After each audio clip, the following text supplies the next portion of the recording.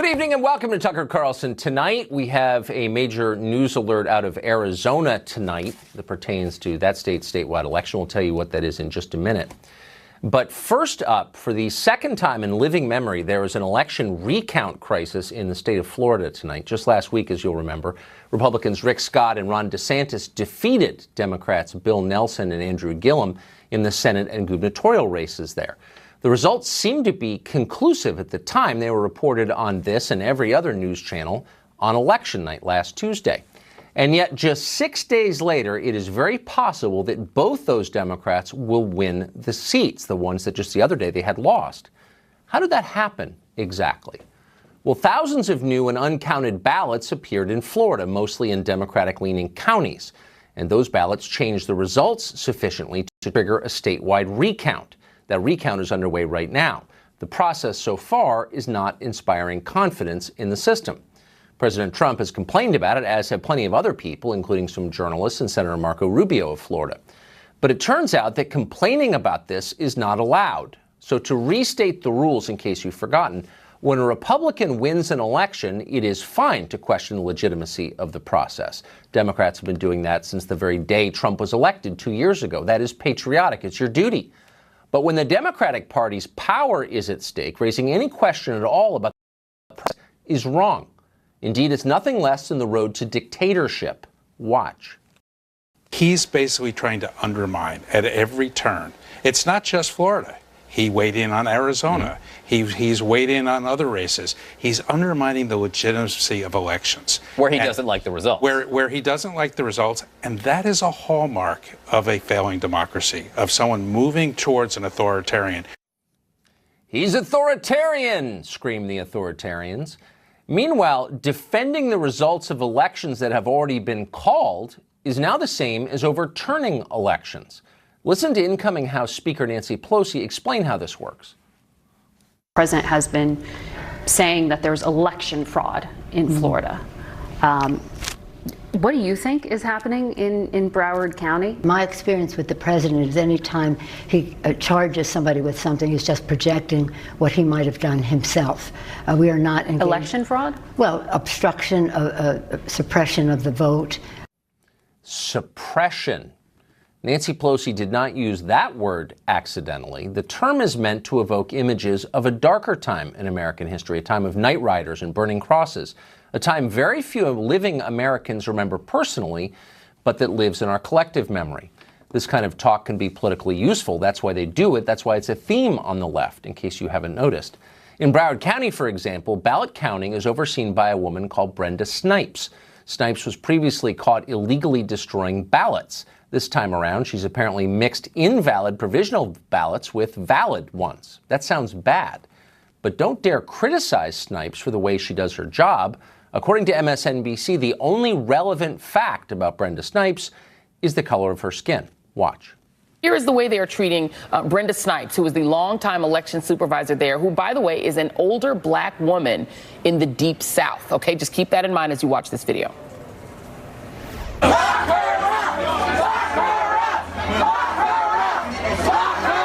If you look at the person, in this case a woman, involved, she has had a horrible history.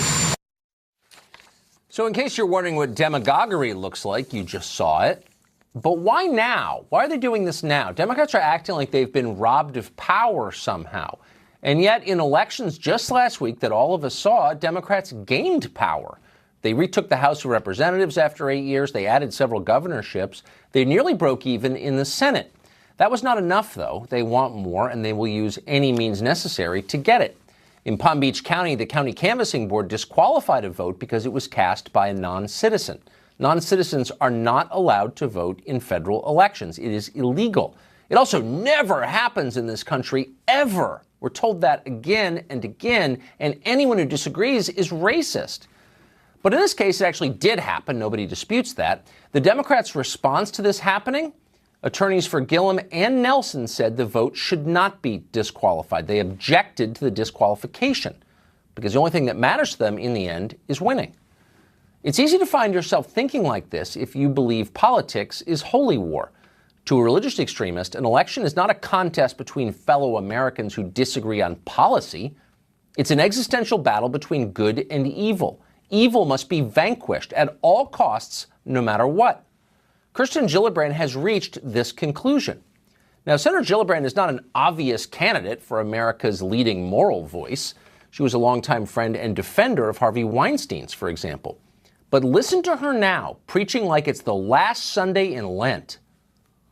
Are you staying in the Senate, or are you going to run for president? I've been thinking about it because, as we said earlier, what President Trump has been putting into this country is so disturbing, so divisive, so dark, that I believe that I've been called to fight as hard as I possibly can to restore that moral integrity, that moral decency.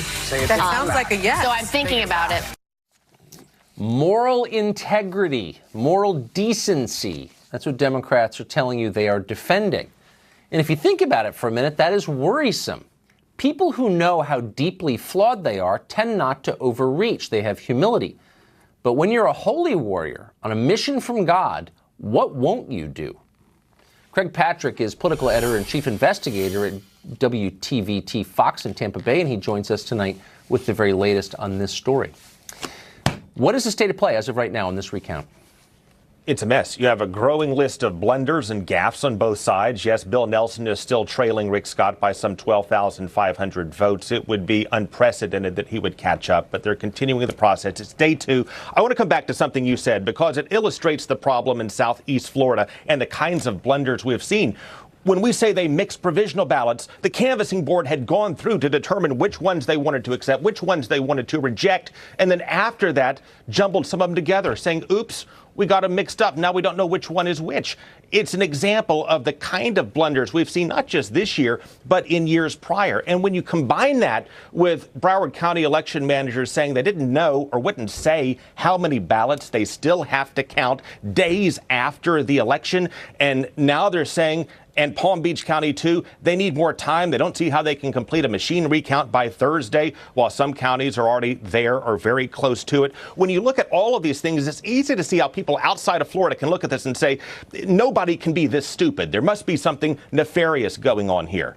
To which those of us who have covered Florida for some length of time say, have you met the election managers in South Florida? That operation has been a rolling calamity for years, mistake after mistake, and it takes something like 3 different statewide races being affected for it to rise to the level that it currently has and get the scrutiny that it deserves. And at the same time, this is playing out in the Democratic strongholds. You now have a controversy in North Florida, in Bay County, a Republican stronghold where the election supervisor there decided to allow email voting because you had victims of Hurricane Michael, wanted to make it as easy as he possibly could for people to vote.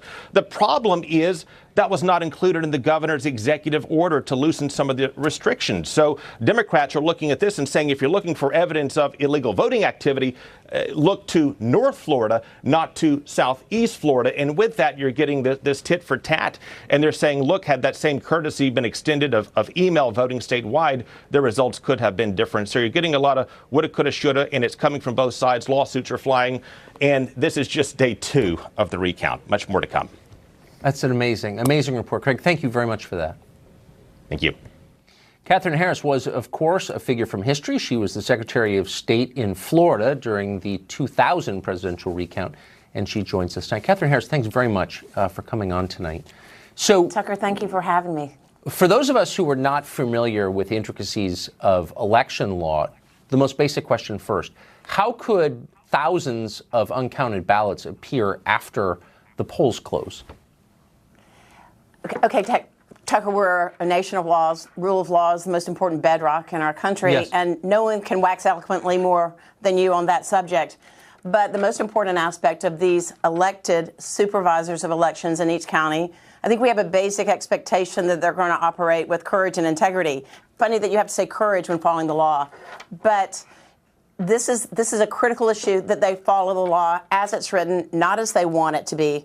And so how ballots show up late, they're going to have to explain that because there's a chain of custody. All those issues will come up as a result. But having watched this very carefully, and no one's watched it more carefully than you have, does that produce alarm bells in your head when you see someone show up in what appears to be a settled election with a box of ballots saying these haven't been counted? Do you wonder, what is this? Of course you do. Of course you do. And that all is supposed to be recorded, documented. There were supposed to be updates during the course of the election and certainly afterwards that Palm Beach and Broward have failed to perform. So what's going to happen is there are laws that must be followed. There are laws according to who is an eligible voter. So if someone is a felon in this election, their vote is not counted. If someone is an illegal alien, they're not allowed to determine Florida's future or the future of our nation. Their vote will not be counted. If absentee ballot signature doesn't match up with the absentee ballot on record, they're allowed to count that vote. It's the same as a bank. You wouldn't be able to cash a check. And Right. so these are all the issues they're going to have to deal with. They have to follow the rule of law and the law in the state of Florida. Actually, our election laws are sufficient to handle this. It's just a matter of people are breaking them or not. What's so interesting is, given all the scrutiny that your state came under 18 years ago in the recount, to see someone in charge of recording votes in a county in Southeast Florida with a documented record of screwing it up in the most obvious ways, illegally destroying ballots, how could that person still be in charge of ballot counting? So in Florida, the supervisor of elections and each of the 67 counties are constitutional officers. They are elected by their counties. They cannot be removed by the Secretary of State. So there is a background, clearly, that she has. I was not involved in the case. Right. But only the governor can remove her for cause for those actions. This is a subjective question, but you might be someone who could answer it. How politicized is the election process in your or other states, honestly? So honestly, as Secretary of State, when I was there, you have the media, you have your different parties that are so active, but the Office of Secretary of State in Division of Elections was not politicized. In fact, we shut it down. Republican operatives or Democrats could not come in. We met with the heads of both party initially, and then we actually hired a Democrat constitutional lawyer to come in and advise our attorneys in-house to make sure that we were following the letter of the law. We made certain that the process was going to follow the law. That was our only safe harbor. And my encouragement or my advice to these supervisors of elections would be that they must follow the law. No matter what they do, half the people are going to be very unhappy with them. But their only safe harbor is to follow the law. Katherine Harris, it must give you vertigo to watch all this. I bet you're glad you're not involved this time around. Well, Thank you. It does seem like deja vu all over again, Tucker. I can't even imagine. Thank you for joining us tonight. I appreciate it. Thank you. I appreciate it. Another man whose name you will recognize if you followed the history of this stuff, Kendall Coffey. He served as Al Gore's attorney during the 2000 recount. Harmeet Dhillon serves on the board of the Republican National Lawyers Association, and both of them join us tonight. Thank you both very much for coming on. Kendall Coffey, first to you. There may be something that is missing in the translation here, but you have what appeared to be a pretty straightforward case of ineligible voting in Florida, where someone who was not a U.S. citizen voted in a federal election, and the lawyer, both for the Democratic candidate for governor and the Democratic candidate for senator, both of them objected to disqualifying that vote. On what grounds would they do that? No grounds. It was a bad idea. It certainly wasn't embraced by the legal teams, much less by the candidates. When you get thousands of volunteers happening in a case, some of them are going to say things they never should have said. This was something that was immediately disowned, should never happen, but it was one non-vote in an election where there are 8 million votes that have been cast. So it's pretty darn remote and insignificant in the context of things. Yeah, well, I guess we'll find out. Do you think, Harmeet, that, what struck me about this is that I've been told many times on this show that that doesn't happen at all, and I don't know the extent to which it does. Does it happen a lot? Should we be worried about the integrity of our elections? Oh, of course we should. I think this example shows it, and the Democrats are employing a scorched earth policy here. They reflexively think every vote should be counted, whether it is legally cast, legally received, legally matches up with the signature on record or the county on record or not. And that's not what our system of laws is, as Katherine Harris just mentioned. Just as an example, Tucker, in Arizona, in the election that was just concluded, there were 1,470 registrations by aliens in just one county there. So those are people who signed up and said, I want to vote in this election. That's one county. That absolutely happens all over the country. And it is a serious issue that Democrats don't want us looking into, because most of those votes are going to be going that way. So, Kendall Coffey, I think that every valid vote should be counted, and I think we should do all we can to make sure that every vote is counted. Obviously, that's democracy. But what is the answer to the question, where do these votes come from after the polls have closed? And we think all the votes have been counted, and then somebody shows up with a box and says, here are new votes. Shouldn't we find out why those votes weren't counted? What is that, I guess, is my question. There should be an explanation. I think what the supervisors will say is they're running around all day in a very intense election, trying to deal with things. A lot of ballots come in on the day of election by 7 p.m. There's a huge amount of late-breaking interest in this midterm and a lot of late-arriving ballots. Could it have been handled? Should it have been handled better in terms of informing the public about the status of votes? Absolutely. But the reality is that Broward got their votes in on time Saturday. We have a recount process that was created by Republican legislators, rules for recounting that are very well specifically drawn by Republican administrations, and a state supervisor of election and secretary of state that have been Republican appointees for the last 20 years. And yes, they've been paying attention to Brenda Snipes and every part of this election. So I want to ask you about that, Harmeet. Brenda Snipes is a name I have not heard before, and I'm not here to attack Brenda Snipes. But I wonder when any question about Brenda Snipes' handling of this is dismissed as a racial attack, I wonder maybe if that's not, a diversion designed to get us not to pay attention to what Brenda Snipes is doing. Do you think there's cause for concern in that specific case? Tucker, I am here to attack Brenda Snipes. She absolutely deserves to be attacked, and her behavior here has been outrageous, cavalier. It required a court order to allow reporters and observers back in to watch the counting there. Contrary to what Kendall just said, they actually did try to count ballots after Saturday noon deadline, so they have attempted to do that. They have mixed in ballots. They have been observed filling in circles in her county of undercount ballots as well. So I think her behavior is outrageous. I'm wondering why, given this repeated pattern of conduct, the United States Department of Justice, Civil Rights Division, Election Section has not opened up an investigation into this. I mean, this is a repeated pattern of behavior there. And, just like you said, with regard to her gender and her race being pointed out, the same exact arguments are being used in Georgia on behalf of Stacey Abrams. Like, oh, why would you attack her and question her? She's a woman of color. What does that have to do with it? It has zero to do with it. And the Democrats are really kind of undermining their own arguments with these silly appeals to labels. Well, these ultimately seem like math questions, and I hope we can solve them in a rational way. Thank you both very much for that. I appreciate it. You're welcome. Thanks, Tucker. We've got a Fox News alert for you tonight. Republican Martha McSally has conceded the Senate race in Arizona, the one that she thought she won.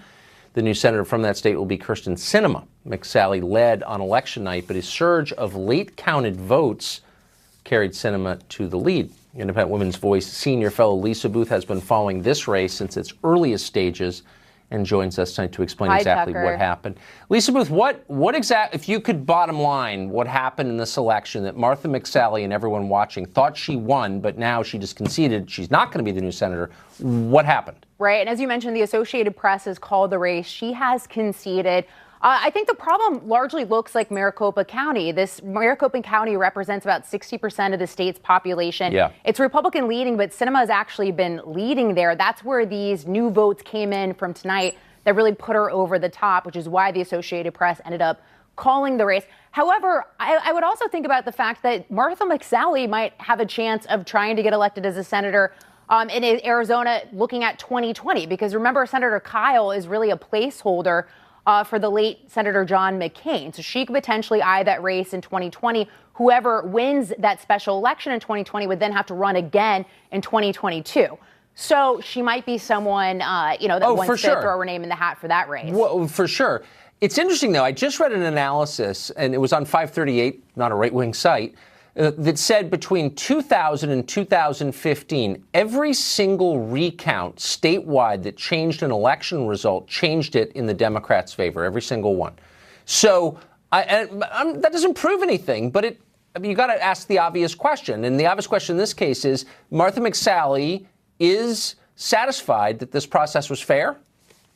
Well, she conceded. So, it'll be interesting to see what articles or what surfaces this week, if there are any articles that, draw any attention to anything nefarious that went on in any of these counties, or particularly Maricopa County. But as of right now, she has conceded So I guess not enough for her to, to not concede, right? Can I just ask one more quick dumb question? So we keep seeing these races where they get called and all the news organizations, ours and every other, says we know who the winner is. And then we find out, oh, wait, there are all these votes who haven't been counted. Right. Why don't secretaries of state alert the public and the candidates and us that actually we're not really sure because we haven't counted all the votes? Has that occurred to anybody to do that? That's a good point, Tucker. And we've also got that going on in Georgia right now because that race still hasn't been called. We should know more information tomorrow.